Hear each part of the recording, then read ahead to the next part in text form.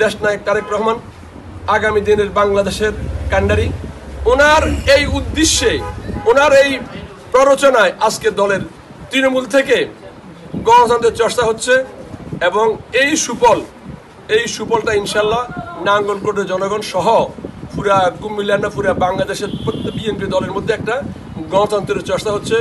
এই সম্মেলনের এবং কাউন্সিলের মাধ্যমে আমাদের ত্যাগী নেতৃত্ব জনাব হুমায়ুন কবির দুলাল সভাপতি এবং আমি শফিকুর রহমান বাবুল চৌধুরী সাধারণ সম্পাদক হিসাবে এবং আমার কলিগ মোস্তাফিজুর মুন্না সাংগঠনিক সম্পাদক হিসাবে কাউন্সিলের মাধ্যমে নির্বাচিত হই।